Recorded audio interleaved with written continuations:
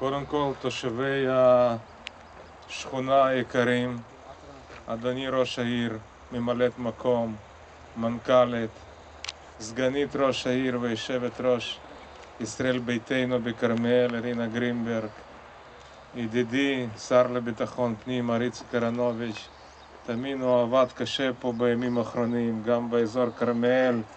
הוא ניהל רק שלשום פה אירוע גדול של יום האדמה, כולנו דאגנו, קיבלנו טלפונים כולל מכרמיאל, ומגיע לו הרבה מחיאות כפיים על הניהול היפה, האחראי של כל היום האדמה, שלמרות כל האזהרות עבר ממש בצורה כמעט מושלמת, אם אפשר להגיד. ידידיי, חברי כנסת, אורלי לוי, חמד עמאר, מנכ"ל חטיבה להתיישבות, מר אירון בן עזרא, כל המכובדים. תראו, אצלי בדרך כלל אין דברים מקרים. והיום כולם שאלו אותי, איך דווקא ביום שיש ממשלה, יום ראשון, ישיבת ממשלה, ויתרת על ישיבת ממשלה ויצאת ליום סיורים, ככה שלם, היינו אצל הדרוזים, בירכא, בבית ג'אן, ועכשיו בכרמיאל.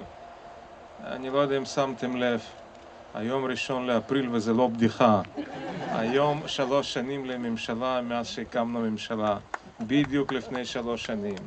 ואמרתי, במקום לשבת בבניין ממשלתי ולשמוע כל הנאומים וכל הברכות, עדיף במלאת 3 שנים ככה לצאת ולהתהלך בארץ, וככה לשמוע את הדופק של החיים הריאליים, לשמוע קצת תגובות מהתושבים, מהאזרחים, להבין איפה אנחנו עומדים אחרי 3 שנים. אני חושב שהדופק בסדר, מרגישים בסדר, התגובות שמקבלים בסדר, אז סימן שעשינו נכון. עצם העובדה ש3 שנים אנחנו ממשלה יציבה, ויש למרות כל הקשיים ולמרות כל הבעיות, ותאמינו, אין מדינה בלי בעיות.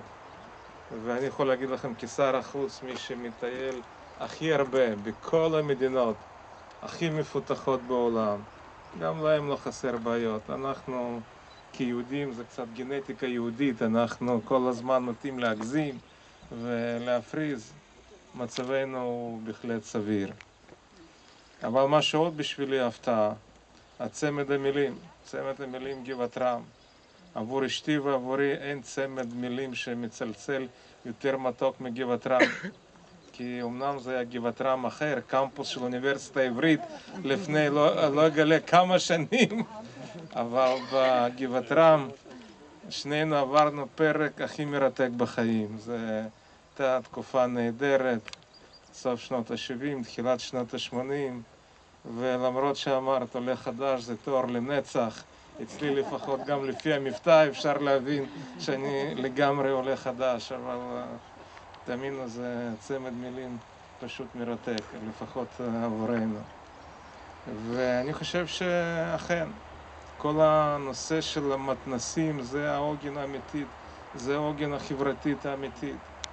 אני חושב שזה תורם לחברה יותר מכל דבר אחר. זה שילדים אחרי הלימודים עסוקים ויש להם מה לעשות ויש איפה לבלות, וגם למבוגרים וגם לאנשים שרוצים בשעות הפנאי להעסיק את עצמם במשהו מועיל.